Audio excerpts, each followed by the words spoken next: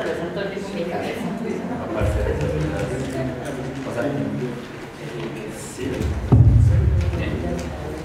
Buenas noches, muchas gracias por acompañarnos a este miércoles de Soma.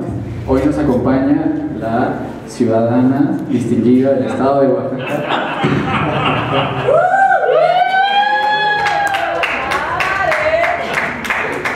Y artistas.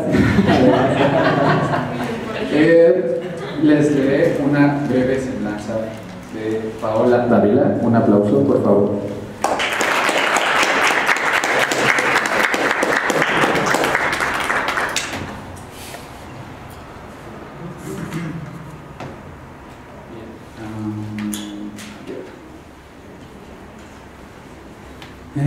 Paola Dávila es una artista oaxaqueña que a través de fotoensayos aborda las nociones que tenemos en torno a la casa, el habitar, lo íntimo y el paisaje, explorando las fronteras que existen entre estos conceptos y evidenciando en sus representaciones una potencialidad contenida. Paola Dávila cuenta con 2 exposiciones individuales y más de 40 exposiciones colectivas tanto en México como en el extranjero. Su obra forma parte de la colección del MOAC, la Fundación EPO, la Fundación Tirne, el Museo Universitario de Chopo, la Fototeca Nacional, el Centro Fotográfico Manuel Álvarez Bravo, entre otros. Entonces, muchas gracias por acompañarnos. Le cedo la palabra a Paola.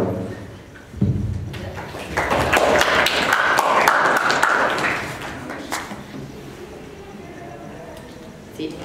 ¿Suena bien? Súper. Bueno, muchísimas gracias a todos por estar aquí, especialmente justo a Joel por toda esta gestión y por todo lo que tuve que sufrir, andarme correteando para que entregara los materiales. Justo hacíamos la broma de que no se iba a resistir mencionar mi categoría de ciudadana distinguida, ¿no? Y siempre hago la broma que es lo que más les emociona a mis padres de mi currículum, ¿no? Más orgullo les da. Pero bueno, muchísimas gracias también a todo el equipo de Soma por gestionar que estemos esta noche aquí. Y bueno, quise iniciar esta charla con este video que está mostrando una parte del proceso de producción de las piezas que les voy a mostrar esta noche.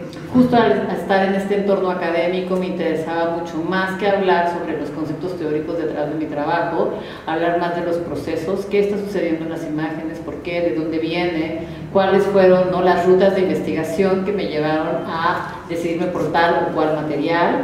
Y bueno, espero que sea algo que pueda funcionarles a ustedes, ¿no? Porque es algo como que no necesariamente te enteras a la hora que te estás frente a una exposición o a una obra.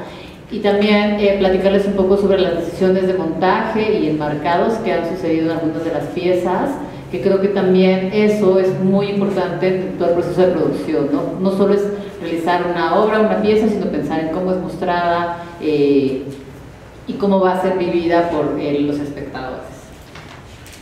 Voy a quitar mi bonito video y vamos acá.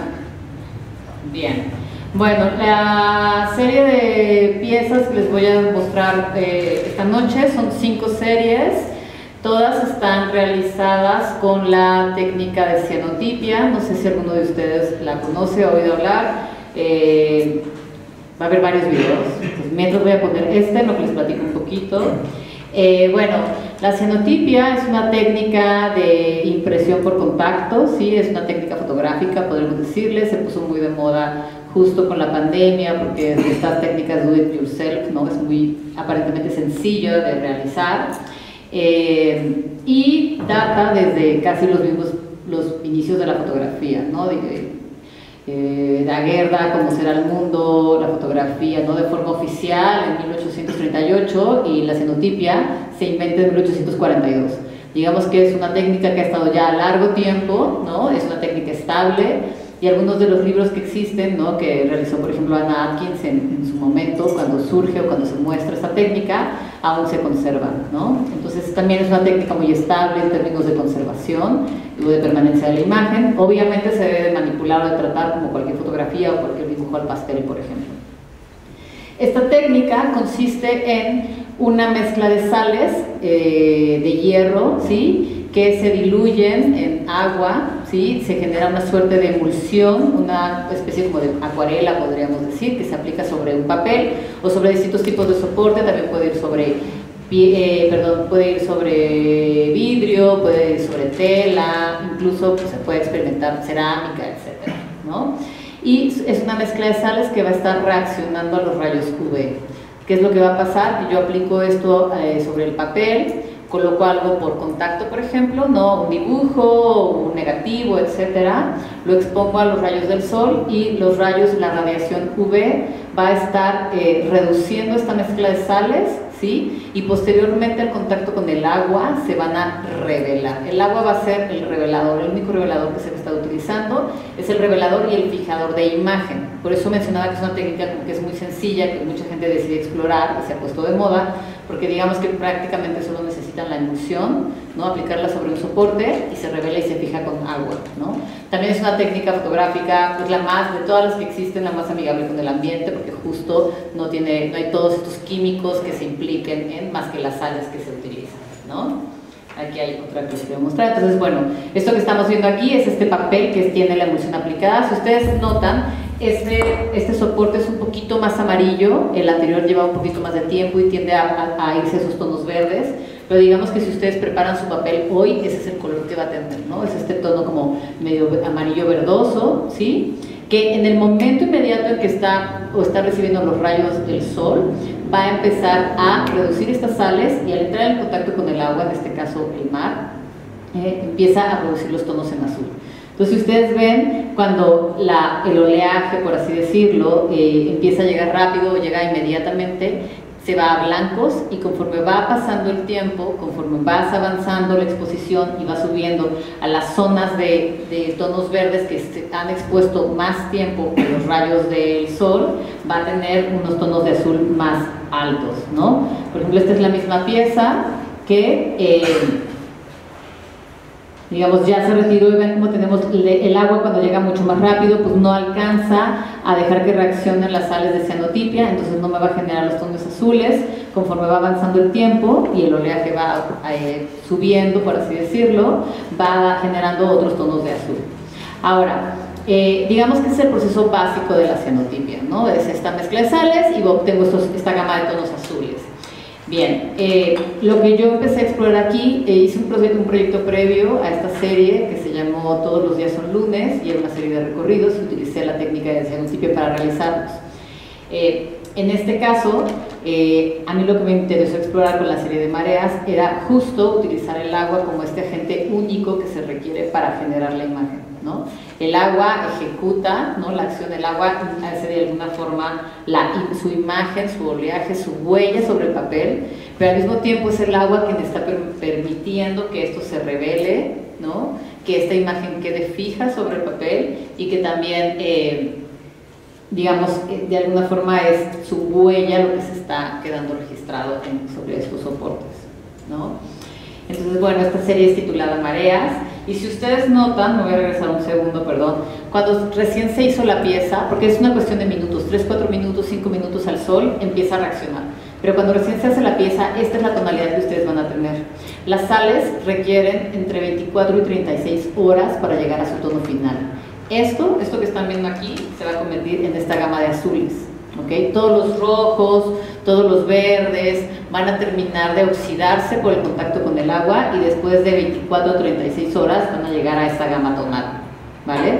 Entonces también es un proceso que va a ser mucho más complejo que simplemente el agua en contacto con el papel y el soporte, porque tampoco tenemos tanta claridad de qué es lo que va a pasar y cómo va a evolucionar esta pieza, ¿no?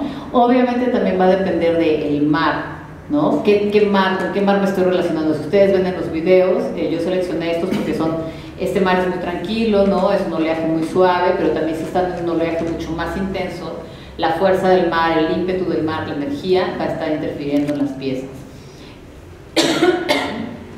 Perdón. Entonces, lo que sucede con estas piezas no solo es que se están realizando a la orilla del mar, sino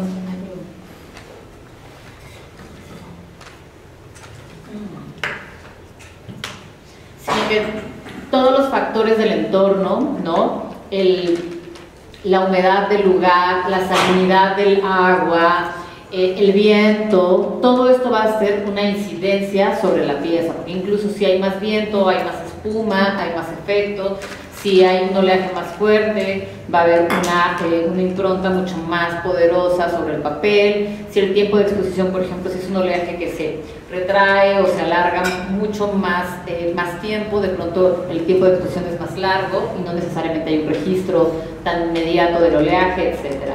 Entonces son piezas en las que sí el agente y quien está produciendo la imagen es el agua, pero además es todo, digamos, el mar, la playa, la orilla, se termina convirtiendo en una suerte de laboratorio, donde todos los agentes, les digo, todas las condiciones climatológicas que existan en torno al lugar o al espacio van a estar interfiriendo en la pieza. Ahora bien, tener el agua como este agente no solo era irse al mar, porque obviamente al estar a la orilla del mar, porque igual inclusive podría funcionar un lago, podría funcionar un río. Lo que me interesaba de trabajar con el mar y justo en trabajar en estas zonas de alta salinidad era porque al final la base de la cenotipia es una mezcla de sales, no es esta mezcla de sales de hierro. Y entonces al entrar en contacto con agua salada, que también tiene un pH específico, que no es lo mismo que usar el agua de llave de nuestros hogares, ¿no? Va a hacer reacciones químicas muy particulares y la misma salinidad va a hacer cristalizaciones. Aquí casi no se alcanza a distinguir, pero como en esta parte superior que se ve esa brilla como blanca, ¿no? Terminan quedando una suerte de textura sobre el papel que van a estar quedando ya fijas permanentemente, porque también hace reacciones químicas con las sales que se van a estar mostrando, ¿no? Y bueno, estas piezas tardan mucho tiempo en secarse. Digamos que el tiempo de exposición y el tiempo de interacción con la orilla del mar, con las mareas, es de 3-4 minutos, pero el tiempo que va a tardar estas piezas en estar bajo el sol y que lleguen a secarse completamente, insisto, la humedad del espacio también va a estar afectando el papel y cómo va a estar reaccionando. Entonces los tiempos de exposición o de secado llegan a ser de 3, 4, a veces hasta 6 horas dependiendo de la humedad del lugar.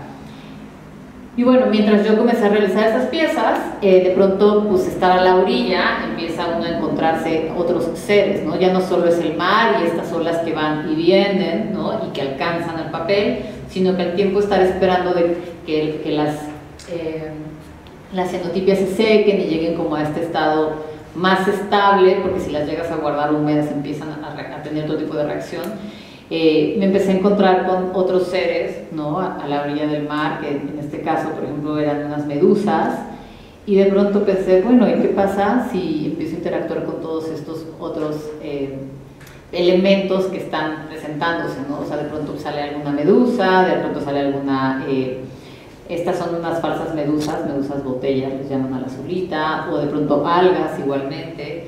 Y si ustedes pueden ver, ven estos tonos como naranjas, verdes, ¿no? Son los distintos tiempos de reducción y oxidación de las sales que están sucediendo sobre el soporte y que lamentablemente no se mantienen, ¿no? Son tonos que van a terminar yendo hacia los tonos azules y se van a convertir en esto. Entonces también hay esta sensación de que la obra esté viva, ¿no? Porque va a tener todo lo que está sucediendo en su entorno hace que reaccione, hace que cambie sus colores, pero al mismo tiempo también estas piezas, si están en una situación de más o menos humedad o más sequía, cambian. Es un cambio muy sutil, ¿no? Y eventualmente cuando llegan a condiciones estables regresan a sus tonos, digamos, regulares, pero sí puede llegar a haber una transformación en los tonos de azul y en cómo responden, por ejemplo, los cristales de sal a la humedad del entorno. Y bueno, algo que es muy importante para mí en mi trabajo, ¿sí? Ya les hablaba ahorita al inicio, es cómo se está presentando la obra, ¿no? Que no solo es esto, que por ejemplo puede parecer, alguien me bromeaba así de, pueden parecer portavasos, sino cómo te involucras con la pieza para que la pieza no solo parezca portavasos, sino cuál es su salida final, cómo va a estar enmarcada, ¿no? En este caso conseguí unas cajitas de Petri, porque para mí era muy... tenía esta relación, ¿no? Estas pequeñas algas, estas pequeñas medusas, que hacen esta relación como del micro y del macro, ¿no? O sea, ese ser diminuto, pequeñito. Estas piezas tienen 10 centímetros de diámetro, ¿no? En relación pues con la inmensidad del mar. Entonces, me gustó meterlas en estas cajitas de Petri, que son como para observación microscópica, ¿no? Que también tienen este gesto como de mirar cenital, ¿no? O sea, asomas al microscopio, ¿no? Y es esta vista cenital hacia un soporte o hacia una textura. Y bueno, decidimos montarlas así, que también hacían este juego como de burbuja, ¿no? Y con la iluminación también tiene este gesto como repetirlo nuevamente o regresarlo a este ambiente acuático. Y bueno, pues es un juego que me interesaba en cómo se presentaran estas piezas y un poco rebasar la idea del portavasos, ¿no? Que me bromeaban mis amigos. Y bueno, justo estaba realizando estas piezas, lo que les mostré, mis primeras investigaciones, exploraciones habían sido en las playas de Oaxaca, fue mi primer encuentro, porque pues justo soy oaxaqueña, ¿no? Y era como la ruta más familiar. Pero lo que pasaba con el mar de Oaxaca es que es un mar súper potente, ¿no? Y es un mar que tiene mucha energía y pues no les quiero contar. Por eso les mostraba estos videos donde es todo el oleaje suave, ¿no? Y todo es muy poético, porque allá pues la ola me arrastraba, ¿no? El papel se me rompía, o sea, las olas reventaban y el papel se quebraba. Entonces también eso es muy importante. Hice toda una investigación como de 6 meses de distintos tipos de papeles para encontrar el papel, ¿no? Que iba a resistir estar expuesto a tanto tiempo a la humedad, ¿no? No solo cuando estaba dentro del agua, sino que también pudiera soportar, pues, mantenerse húmedo por estas 4 o 6 horas que tenía que pasar su proceso de secado. Y bueno, después de ir a Oaxaca, hice unas exploraciones en Guerrero Negro, porque me interesaba explorar este tema de la salinidad. O sea, como que lo descubrí en el momento que hice las primeras en Oaxaca. Dije, no, me tengo que ir a donde están esas salinas, que hay una concentración de sal mucho más alta en el agua, y ver qué pasa. Después de haber ido a Guerrero Negro, que de hecho este video que les mostré donde se ve el proceso de los cambios, que el mar es muy suave, es en una de las lagunas donde van las ballenas, ¿no? Después de esto nos invitaron a hacer una residencia en Ensenada, que igual sigue siendo esta zona con alta salinidad, y bueno, ahí me encontré con los bosques de kelp, ¿no? Entonces yo comencé a hacer lo mismo, esta serie de mareas, esta serie de las piezas a la orilla del mar, y de pronto empezaron a aparecer toda esta serie de algas, ¿no? Algunas más pequeñas, hay muchas especies, ¿no? La más común es la macrocystis, pero bueno, hay muchas más pequeñas, también hay especies invasoras, ¿no? Por ejemplo, a esta le dicen cola de zorra, ¿no? Los pescadores, y ahí encontrando pues este nuevo mundo, porque al final las algas son como van saliendo a la orilla del agua y parece que son como unos entes, ¿no? Se ve esta mancha negra, ¿no? Que va aproximándose a la orilla del mar, y bueno, un poco yo no tenía muy claro, porque lo único que había hecho eran estas primeras pruebas pequeñitas, ¿no? De 10 centímetros de diámetro, versus estas plantas que algunas llegaban a tener 8 o 10 metros de longitud. Y estuve como muy pues nerviosa, no sabía muy bien cómo abordarlo, porque también pues obviamente no es como que tú vas y pescas un alga. Si algunos de ustedes se han enfrentado a ellas, pues las algas en el momento en el que salen a la orilla del mar empiezan su proceso de descomposición. Hay muchos animalitos de la orilla, ¿no? Bichos que las abordan o las infestan, y las empiezan todo este proceso de putrefacción, ¿no? Entonces era esta combinación entre cómo agarro el alga, cómo la pongo sobre el soporte, pues tienen cierta longitud, obviamente que las primeras que hice y extendí el papel, pues empieza a reaccionar con el sol y pues se velaban, entonces no funcionaba. Entonces bueno, fue como resolver varias cosas técnicas, ¿no?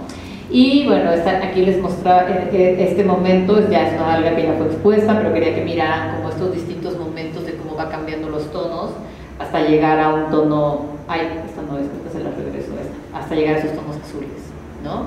Entonces el tiempo y el cambio y cómo afecta, ¿no? El material que se ponga sobre el papel, pues lo mismo, ¿no? En este caso que eran las algas, yo lo único que hice en estas piezas es que la humedad del alga es lo único que está haciendo que la emulsión reaccione, ¿no? Entonces es una planta que sale, la pesco, por así decirlo, y la pongo sobre el papel que ya fue preparado, ¿no? Como se mostraba acá, y el tiempo de exposición va a ser prácticamente el tiempo de secado, o sea, cuando la humedad inherente que ya trae el alga se evapore y queda esta suerte como de huella directa, ¿no? Y también obviamente va a interferir por la transparencia de la especie. Algunas especies son más sólidas, algunas son más transparentes. transparentes, el secado mismo, ¿no? Cómo empieza pues, a deshidratarse, y son el tipo de marcas que van a estar dejando sobre el papel.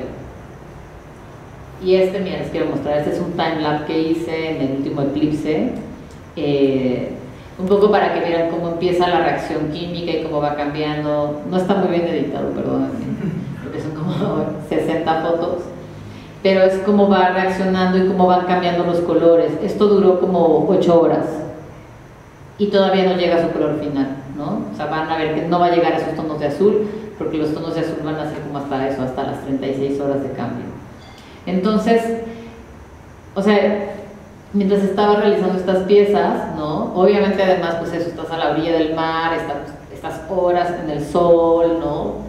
Es también físicamente es poner el cuerpo, es estar moviendo, es estar peleando con el viento, que toda la zona del Pacífico hay un viento súper fuerte. Pues mucho estaba yo pensando en prácticamente en dos cosas en este momento, ¿no? Era cómo pudiera yo replicar, ¿no? Este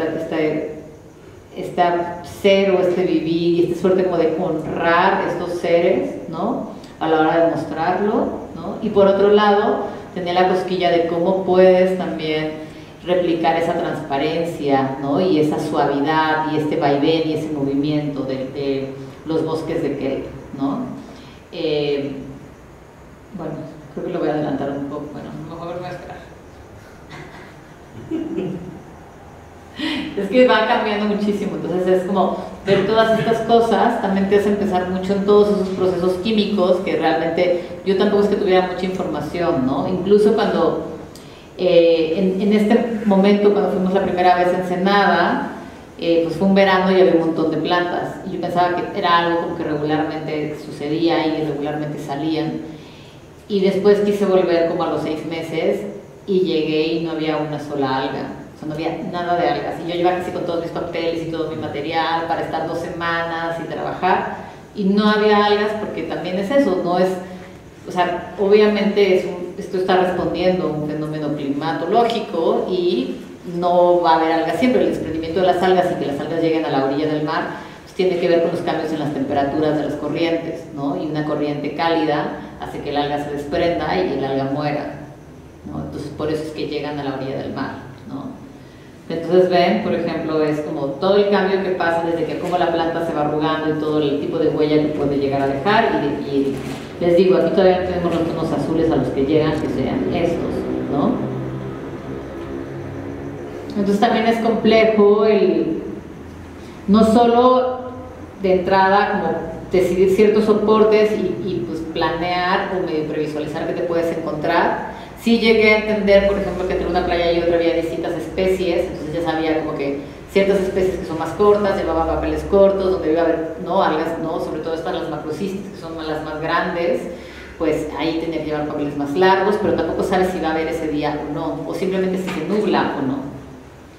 Entonces, bueno, esas son algunas de las piezas, y justo a la hora de presentar, que es lo que les decía, este es todo el trabajo que se hizo en esa residencia de Ensenada, ¿no? Entonces, por ejemplo, aquí con la serie de mareas, me interesó pues no mostrarlas enmarcadas, sino un poquito, ¿no? Pues se sintiera más la libertad del papel y generar esa suerte de horizonte blanco en medio, ¿no? Este horizonte imaginario hacia donde se pudieran desplegar, ¿no? El mar hacia arriba y hacia abajo, ¿no? Como un poco las olas que pueden surgir, pero también un poco toda la profundidad que puede tener.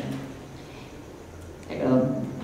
¿No? Y acá esta fue un poco la primera salida de todas estas piezas de bosque de Kelp.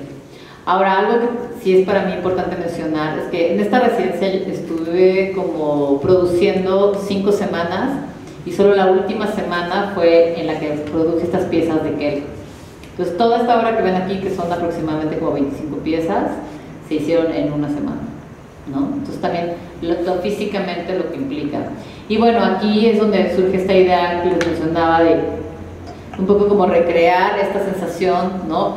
La foto no es muy buena, pero en realidad entre pieza y pieza ustedes podrían pasar y podrían recorrer. Entonces la idea era un poco como esta suerte de inmersión en el bosque de Kelp. Pero claro, este es un papel de algodón de 300 gramos, rígido, súper sólido, que para nada me hacía poder mostrar o explorar esta idea que tenía de la transparencia y del movimiento de las algas.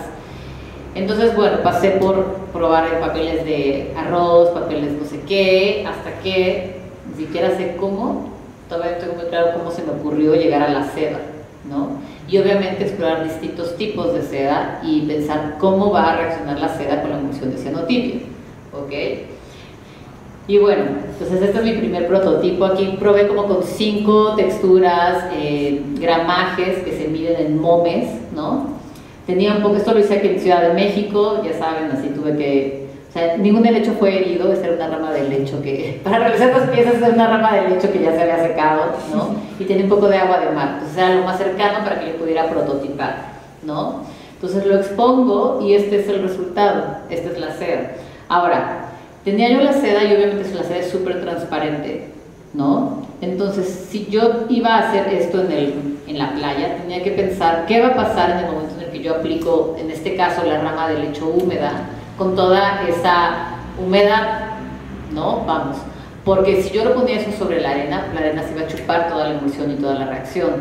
Entonces, tenía que planear qué poner debajo para poder mantener esa humedad y que el proceso químico pudiera llevarse a cabo, que ya vimos que puede durar horas, ¿no? Sin que la condición de la arena por debajo de la pieza pudiera succionar la emulsión. Y entonces se me ocurre pues poner un papel, dije, pues del mismo papel grueso que ya sé que resiste la humedad y que va a sobrevivir, ¿no? Y entonces voy, lo expongo al sol y esta es la pieza que queda. Entonces hice un videito porque quería filmar mi primer momento de qué era lo que iba a pasar. Entonces despego la seda, vean la transparencia de la seda, y sobre el papel que queda abajo se hace esta suerte de huella, ¿no? Que sigue siendo cianotipias, emulsión de cianotipias, toda esta emulsión que se diluyó pero quedó impregnada en el soporte inferior, ¿no? Y esta es la pieza a las 24 horas.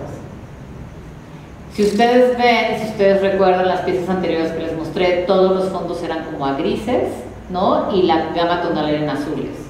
Lo que pasa con la seda es que, y eso me enteré después, por eso uno no debe desestimar sus clases de química y de física, es que la seda es 100% proteína, y entonces la proteína al entrar en contacto con las sales de cianotipia va a tener una reacción distinta a que si fuese el algodón, por ejemplo, ¿no? la fibra de algodón del papel. Y entonces todos los tonos que se irían azules, aquí en realidad se van a verdes. Y las partes de óxido y los naranjas que no permanecían en las cianotipias anteriores, que eran este momento, ¿no?, transitorio entre el inicio y su punto final, en estas piezas, con la seda, permanecen y se mantienen. Y entonces, bueno, yo ya ahí era la más feliz y festival, y claro que ya estaba yo tiñendo mi seda, ¿no? Y fue muy bello porque al final, pues obviamente entre la cantidad de emulsión que reciben, ¿no? Yo obviamente quería seguir trabajando con esta sensación muy vertical, muy alargada, que emulará también la forma de las plantas mismas. Pero hice este video y se los quise mostrar porque esta es la seda solo teñida con la cianotipia. Si ven, ya el color es ligeramente distinto de cuando es sobre el papel, es ligeramente más oscuro, pero también tiene esta textura como de piel, ¿no? Y el olor es bien distinto. No sé si tiene que ver con la proteína, pero el olor que emana la emulsión es súper diferente de cuando se trabaja sobre papel. Y estos son los resultados, ¿no? Estas son algunas de las piezas. Obviamente, les digo, yo quería seguir con esta idea de pues, que fuera como estos pendones, ¿no? Pero de pronto también, obviamente ya volví y encontré más algas porque esa vez fue un fracaso, entonces he ido ya como 5 o 6 veces a trabajar en Ensenada, ¿no? Y ya hay todas estas piezas mucho más largas. También si ustedes ven en el papel ciertas gamas tonales como entre el blanco y el azul son más pronunciadas, en la seda el blanco se va como un blanco mucho más limpio, ¿no? Y también empecé a explorar, de pronto pensar, bueno, ¿y qué pasa si se hacen piezas un poquito más grandes? Francamente a este punto yo todavía tenía un poco de miedo porque también es un tema de recursos y son materiales que terminan siendo caros, ¿no? Entonces aquí yo seguía siendo tímida y no me aventaba a hacer una pieza de 2 metros, ¿no? Entonces siguen siendo esta suerte como de pendones, pero ya armando composiciones más grandes. Y esta me parece muy interesante porque aquí también podemos ver cómo los tonos que se generan en función de la especie de alga y como algunas especies pues dejan pasar más la luz, entonces entonces nos va a dejar tonos azules, ¿no? Y los que de plano terminan bloqueando por completo, nos va a generar estos blancos. Y realicé piezas, digo, para mí, para lo que yo venía produciendo, bastante grandes. Estas son esta pieza es de largo, o sea, el alto, perdón, son 2,5 metros. Entonces también es el manipular, el encontrar las especies que tengan estas dimensiones, etcétera, ¿no? Y bueno, yo obviamente todo esto lo fui prototipando y empezar a plantearme que la parte que quedaba abajo, que era esta suerte de huella, pues fuera una pieza más. Entonces también pensar cómo trabajar, qué tipos de soportes utilizar, ¿no? Y entonces aquí tenemos, por ejemplo, la parte que es en verdes, ¿no? Que sería la seda, y eso es lo que está quedando debajo, y también aprovechar esos resultados, que no sea un material de descarte, sino que se pueda convertir en una pieza, ¿no? Que obviamente no funcione como un díptico, porque no me interesa que exista este díptico como de, ¿no?, la tela y la huella, sino más bien que funcione como una pieza separada. Y entonces aquí ya también la obra empieza a tener una sensación, una percepción muchísimo más pictórica que fotográfica, ¿no? O sea, cuando esto lo ve la gente y le digo, pues esto es una fotografía, piensan que en realidad es una acuarela, ¿no? Pero pues al final es la huella por contacto, ¿no? Pero pues es esta emulsión que queda sobre el papel. Y obviamente que pues ya entrados en gastos, pues yo ya estaba súper engolosinada y también pensé, ¿qué sucede si... Estos nunca los había mostrado, a ver si les estoy enseñando las highlights. Entonces de pronto dije, bueno, ¿y qué sucede si el papel tiene la emulsión y luego tiene la seda y encima está el alga? Y entonces la seda tiene este resultado como, ¿no? Luego tiene la seda cruda, entonces solo absorbe lo que es la emulsión. Y claro, las piezas también que tienen, el papel que tiene la emulsión de base es un tono mucho más oscuro, porque sí hace este híbrido entre los grises y los óxidos que separan.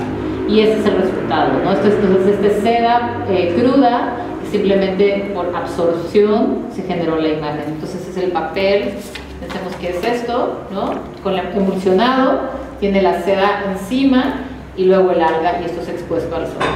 Todas estas piezas, y por eso recalco el tema de los materiales, porque estas piezas llegan a estar con seda, sí, por lo menos unas 4 o 5 horas.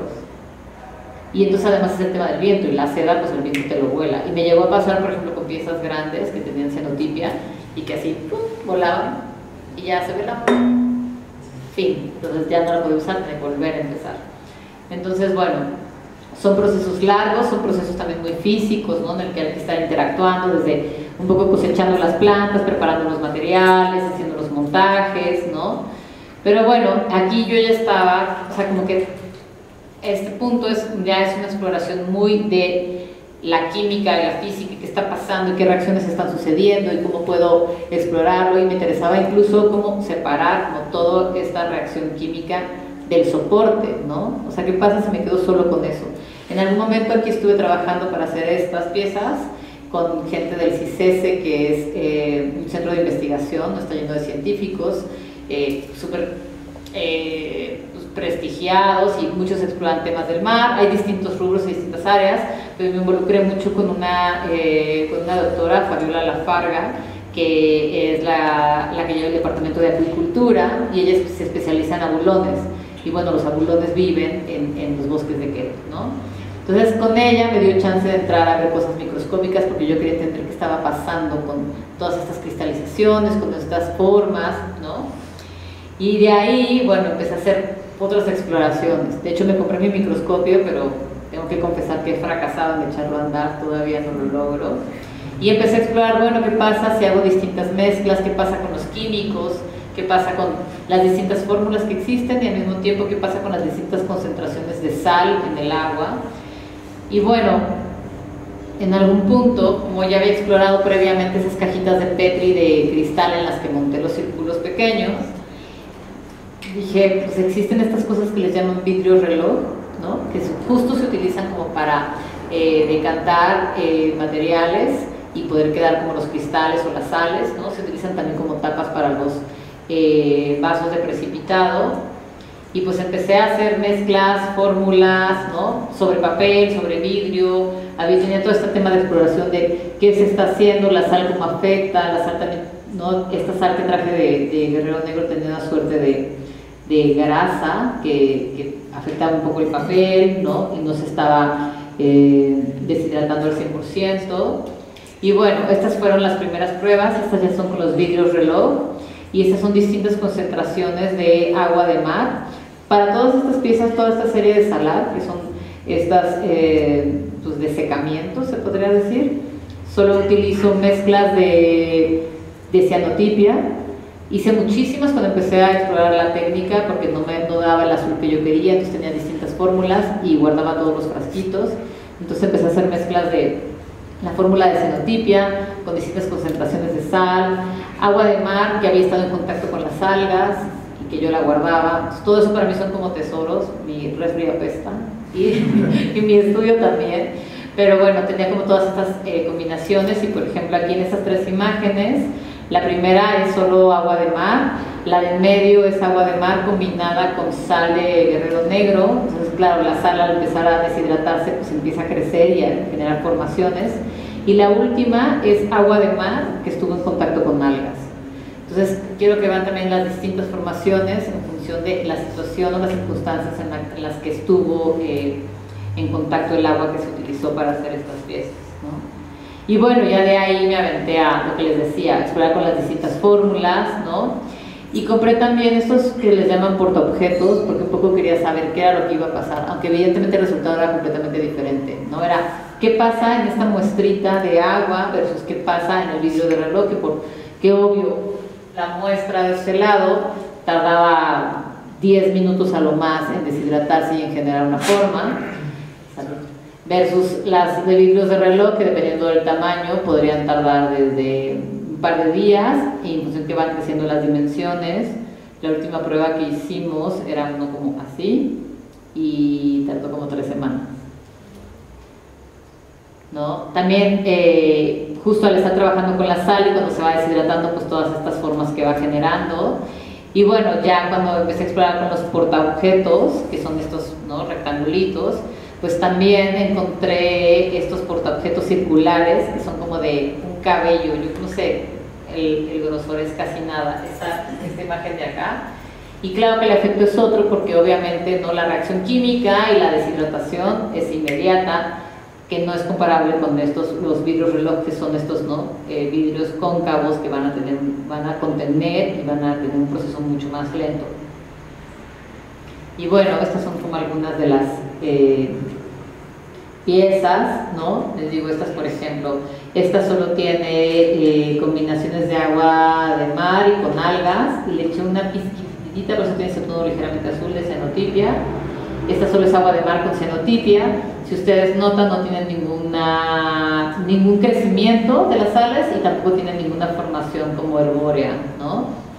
Este es igual, sales y cianotipia. Este es solo agua de mar, lo que les decía, que tuvo contacto con las algas y hace estas formaciones. Y esta es muy particular porque es una de esas primeras fórmulas que hice, pero como fue de las primeras ya se había evaporado el agua y ya solo tenía cristales de cianotipia, pero no eran los cristales originales, no era el ferricianuro, no era el citrato, sino eran ya estos cristales mezclados. Y cuando lo eché, hizo esta reacción que es una locura y que no lo he logrado volver a hacer. Además, todo el borde, todo lo que vemos negro como alrededor, que se ve como si fuera como aterciopelado, en realidad es una cristalización súper rígida y súper dura, ¿no? Y bueno, por último me gustaría mostrarles un poco ya todo este cuerpo de trabajo con las sedas, con los vidrios de reloj, cómo se presentó, que justo esta es la última semana que se está exhibiendo en Impronta Casa Editora, que tenemos el honor que nos acompaña aquí uno de sus colaboradores. Justo este juego con las transparencias, con el montaje, las sedas al final, digo, esto no se puede percibir aquí, pero tú pasas caminando de cerca y las mueves simplemente con el viento, ¿no?, con la corriente de aire que puede hacer tu cuerpo al pasar de lado, ¿no? Incluimos también las piezas de papel, el video que teníamos inicial se estaba mostrando, y un poco se montó esta suerte como de tapete, tatami, como para que la gente pudiera sentarse ahí y simplemente como disfrutar de la exhibición, estar, ¿no? Como este espacio de recogimiento que se puede tener en torno a las piezas y pues también de desconexión del exterior, ¿no? Una suerte de inmersión en toda esta serie de piezas. Y así mostramos los vidrios de reloj, que aquí se puede apreciar un poquito más porque la imagen lo hace muy plano, ¿no? Esta forma cóncava de las piezas.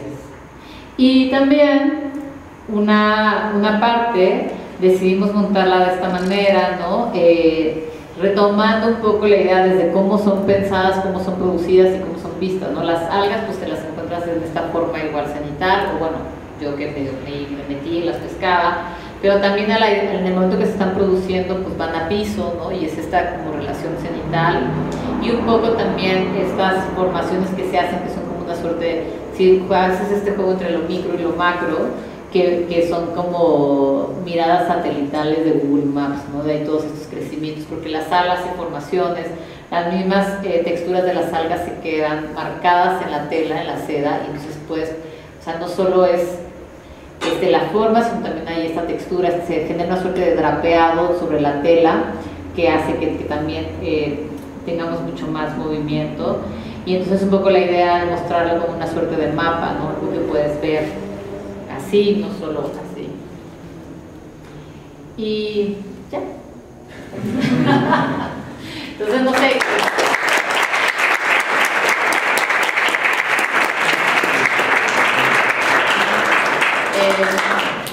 Creo que igual es una serie que puede dar como a pie a hablar de muchas cosas, ¿no? De la relación del autor, ¿no? con el espacio, de cómo el espacio interfiere en la obra, de todas estas, pues de todos estos elementos biológicos que también comienzan o suceden a partir de pues, todas estas situaciones climáticas. Pero me interesaba por sobre todo compartirles esta parte de proceso y cómo una cosa te va llevando a la otra, y investigar y querer entender o querer mostrar la obra de una manera u otra va dando herramientas y va dando posibilidades de salida. O sea, todo esto que vimos es cianotipia y todo esto que vimos está trabajado con agua de mar, y vean cómo los soportes y las salidas y las ideas pues van a ser completamente distintas. Entonces creo que eso también es muy importante como artista, estar involucrados en el proceso, porque el mismo proceso luego te va, ¿no? Te va marcando ciertas rutas o te va haciendo guiños a partir de los cuales puedes explorar, y de pronto pues ya terminas con piezas como esta, ¿no? Que no tiene nada que ver tal vez ni con la foto ni con la cianotipia, pero viene a partir de ello, ¿no? Entonces, bueno, pues todas las preguntas, cuestionamientos que tengan, me encantaría escucharlos.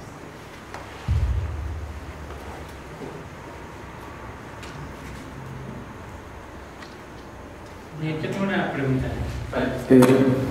¿Te paso el micrófono? No, así, si quieres. Pues como que viendo este proceso no puedo evitar como pensar como en un procedimiento alquímico. No sé si para ti lo hayas sentido de esa forma, como de la transmutación como de ti como artista, o de la esencia de los materiales y de la materia que estás utilizando, y también un poco tú lo decías, ¿no? Como es abajo, es arriba, como esta parte incluso como topográfica. ¿Lo pensaste en algún momento así? Sí, y era para mí muy importante justo darles agencia, ¿no? Tan las sales de cianotipia mismas eran importantes que terminan, pues, ¿no? Ya olvidándome de la imagen y de cómo se reproduce o hay una suerte de representación, o hay una figura, o hay un sujeto. Ya es incluso, ¿no? Por ejemplo, el agua, ¿no? Es la misma forma del agua, ¿no? Es quien, ¿no? Genera la imagen, pero también la fija, ¿no? La revela y la fija. No es como que el agua devela y marca, ¿no? y fija su imagen en el soporte. Entonces también esta relación entre ¿no? como artista y qué estás produciendo de imagen, pues ya no hay ese sujeto, y el mismo entorno, ¿no? termina produciendo esa imagen, y es muy físico porque es horas, y sí es muy poner el cuerpo y es todo este ritual. Por eso me interesaba poner el primer video, ¿no? Esta relación que hay con esos espacios enormes. Ustedes ven tampoco es que zonas que exista la sombrillita o así, entonces sí hay como toda esta relación incluso como de ritual con la pieza, y tampoco la puedes dejar porque obviamente hay muchísimo viento y hay que ponerle piedras, pero no puedes dejar las piedras mucho tiempo porque se marcan, porque pues, terminan bloqueando el sol. Entonces es como todo el tiempo estás ahí como danzando en torno a las piezas, y que todo lo que sucede en el entorno tenga una agencia, ¿no? Todo tiene un impacto en la pieza, todo tiene un impacto en la obra, y por más que repitas la misma rutina, incluso con estos vidrios de reloj, que ya es algo más, ¿no? Como de laboratorio y está, podríamos decir, más controlado, no puedes lograr el mismo efecto nunca, ¿no? Siempre va a estar cambiando.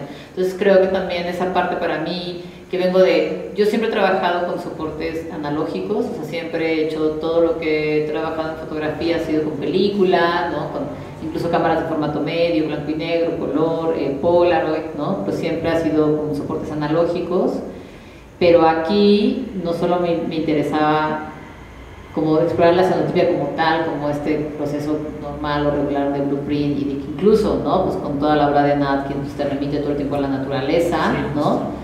Sino era como hacer sí eso, pero desde otro lugar y proponer otras cosas y también otras reflexiones, ¿no? ¿Alguna otra pregunta?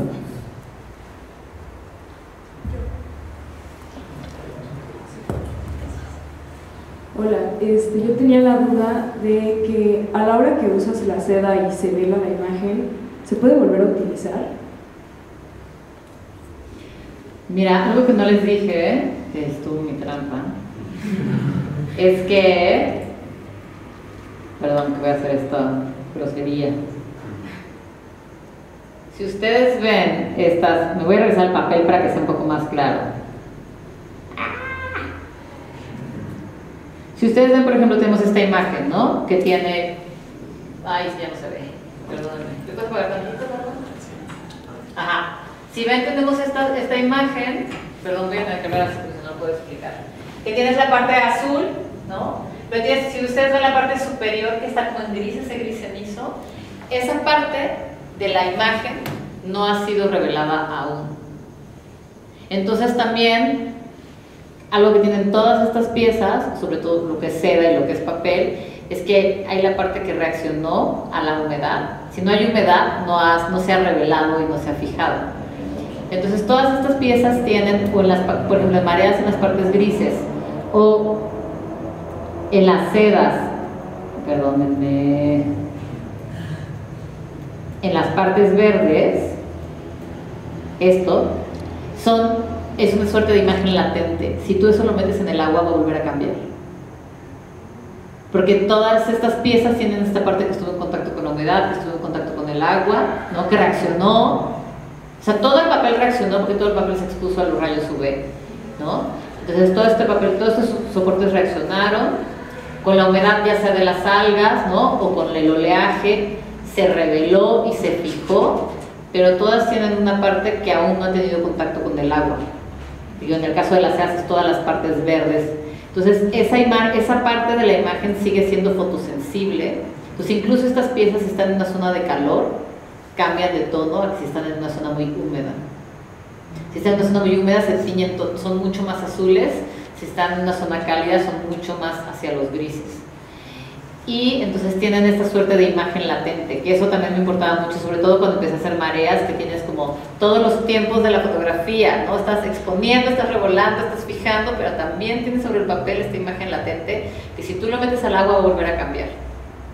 Entonces sí, si tú esto lo vuelves si lo metes todo y lo humedeces, la imagen va a volver a cambiar. Lo que se va a permanecer van a ser la gama de tonos azules, pero los verdes o los grises, en el caso del papel, van a volver a reaccionar y van a volver a cambiar.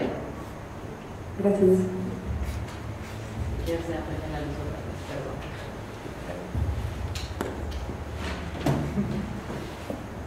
Pregunten todo, aprovechen. Hola. Hola. ¿Qué te llevó al mar y qué te llevó a querer extraer la sal y colocarla sobre la tela y el papel? Básicamente, como les comentaba hace un momento, yo venía a hacer un proyecto previo en cianotipia y en el que buscaba como tener un cierto tono de azul muy específico, y exploré para ese proyecto como 1 año y medio distintas fórmulas hasta que logré el azul que quería. Por eso tengo tantos botecitos de restos de distintas combinaciones de cianotipia. Pero era como de cómo lo aplico, la brocha, o sea, sí estaba como muy obsesionada en tener cierta textura, cierto tono, cierta calidad en el resultado, que cuando terminé de imprimir esa serie, bueno, no la he terminado de imprimir, pero como saqué cierta parte de esa serie, dije, no, necesito un break. O sea, necesitaba como, o sea, estaba muy contenta trabajando con esa técnica, pero yo no la quería abordar desde esa forma, ¿no? Y me topé con el trabajo, que esto también es importante mencionar, de esta Marie Rippenhoff, no sé muy bien cómo pronunciarlo, que ella tiene toda una serie de trabajo a la orilla del mar, ¿no? Y de estas exploraciones, y de esos registros también, de oleajes, tiene una serie muy amplia, hace muchas combinaciones también con otros elementos para generar reacciones químicas y generar otros colores, etc. Y entonces hice un viaje como para descansar un poco, y me decidí llevar unos papeles y empezar a explorar, y fue así como de, no, o sea, quise avanzar mucho más, y sobre todo lo que me empezó a seducir era lo que mencionaba hace un momento, ¿no? Tener esos tres, o sea, tener todos los pasos de la fotografía en un solo soporte, y que todo esté sucediendo al mismo tiempo. Eso me volaba la cabeza, porque si alguna vez, no sé si ustedes han hecho fotografía, no sé, por ejemplo, blanco y negro, que es lo más común de revelar, pues es esta cosa de no, son todos estos pasos y la luz y ya sabes, encarretar, y que, o sea, como tienes muchos momentos en los que inclusive todo puede salir mal, ¿no? Y aunque ya hayas tomado tu foto y la hayas expuesto bien, ¿no? Tienes como si el químico, si el revelado, si el secado, Entonces, que todo esto pudiera suceder en un mismo soporte fue lo que me voló la cabeza, ¿no? Poder explorar y poder tener todos esos tiempos, y que tengas también esta idea de la imagen latente, ¿no? Que en fotografía analógica es todo un tema, porque por ejemplo tú tomas una foto, pero si tú antes de revelar sacaras el rollo se sigue viendo igual que cuando no lo habías tomado, porque no ha habido todo este proceso. Entonces ese momento de la foto se le conoce como imagen latente. Entonces, esa imagen que está, pero aún no está, porque no ha sido procesada. Entonces, tener eso, unas cianotipias me encantó, y bueno, ya creo que mucho de toda esta parte químico, de alquimia, ¿no?, que mencionabas, de, bueno, si hay más salinidad, hay otras formaciones, porque también pues, la sal va a absorber distinto la humedad, y en el proceso de secado va a generar nuevas formas, etc. Y bueno, y las vistas a microscopio, que son bastante malas, pero eso no se las enseñé, fueron las que me llevaron ya también a explorar estos soportes, ¿no?, de los vidrios, de reloj, como toda esta cosa más de laboratorio, para poder tener pues, todos estos resultados que tampoco me esperaba. O sea, todo esto fue una exploración, y de hecho toda esta serie de vidrios de reloj la empecé a hacer ahorita en enero. O sea, todo este proyecto, todo esto que acaban de ver hoy no tiene ni 2 años que se está realizando. Entonces también ha sido como muy, podría ser la palabra, ha sido una producción como muy acelerada y con mucha energía. Sí.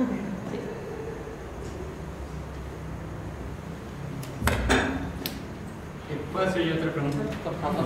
Ahorita que mencionabas, por ejemplo, Anna Atkins y todas estas referencias que tenemos de la cianotipia botánica, y así que el pretexto era como la fisionomía de la hoja. Para ti, ¿qué significa como esta reinterpretación de la cianotipia para ti? Mira, fue súper interesante porque yo empecé a hacer por otro proyecto una serie de mapeos en la Ciudad de México. Y entonces hacía como estas, que ahorita ya es muy común, pero eso lo hice hace como 6 años, entonces no era tan, ya sabes ahora que te vas a correr y haces estos recorridos y esos mapas y Entonces era una suerte como de dibujo, y era el dibujo de mi cuerpo todos los días. Entonces me despertaba y mi celular empezaba a mapear con una app de estas de trekking súper normales, entonces estaba despertada, y hasta que terminaba el día dejaba de mapear. Entonces cada uno de estos mapas, cada uno de estos dibujos, ¿no?, era un trazo pues, también hecho con el cuerpo, y de pronto era cómo eso lo llevo a lo fotográfico, porque si bien pues, digamos mi medio ha sido la fotografía, ¿no?, que ha atravesado mis proyectos, pues no solo he trabajado en foto. Entonces en algún momento exploré imprimir esos recorridos en serigrafía, ¿no?, pero no necesariamente me encantaba el resultado, y de pronto fue así como de, necesito hacerlo en cianotipia. Son los famosos blueprints que se utilizaban para, ¿no? Sobre todo mucho en los 70s, para hacer reproducciones de planos de ingeniería, ¿no? De diseños, de planos también de casas, etc.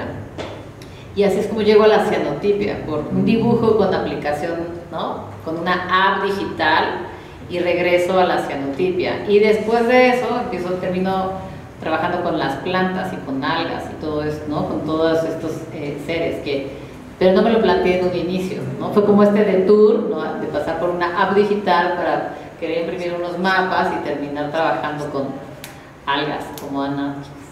Que por cierto, Ana, los libros de el British Algae es el primer libro de fotografía impreso en la historia, y lo hizo una mujer, y es en cianotipia.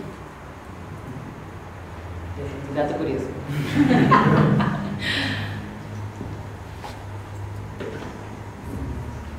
Yo tengo una pregunta. Sí. Pues en los vidrios de reloj que vimos, nos enseñaste el registro que tú hiciste. ¿Cuál es la pieza? O sea, ¿el vidrio o la reproducción del registro? Pues para mí ahorita es el vidrio, pero no lo sé, porque los hice apenas ayer, ¿no? O sea, sí, son muy recientes, como que, pero yo también tengo, o sea, vengo de esta escuela como de mucha disciplina, de que si produces una obra, bueno, cuando es foto, pues ya la foto es la misma foto, pero en todos estos procesos, pues cada cosa que hago un registro fotográfico, ¿no? De lo que va pasando, porque incluso, por ejemplo, algunos de los vidrios de reloj, por su exposición a la luz, pueden ir cambiando su tono, ¿no? Entonces también me interesaba entender como el tono inicial y qué pasa posteriormente con ellos. Entonces hice esos registros más como para tener el acervo fotográfico de las piezas, pero ahora mismo no sé si la foto del objeto puede ser, o si se quede solo en el objeto, que también es un poco triste porque como que ya es lo que existe una vez. Ok, gracias.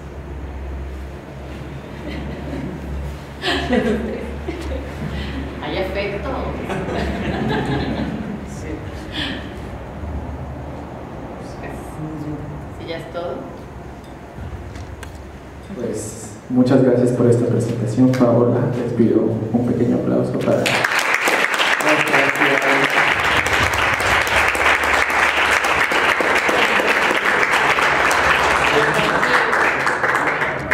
Bueno, pero no, según yo no me iba a alargar tanto, pero creo que sí. Y les agradecemos mucho por acompañarnos a otro miércoles de Soma, el último de este mes, porque ya estamos por salir de vacaciones, y les esperamos para el primer miércoles de Soma de abril con el archivo del AFO de Guillermo Serrano y Carol Espíndola. Y bueno, recuerden que todos los miércoles del año son miércoles de Soma. Gracias por acompañarnos.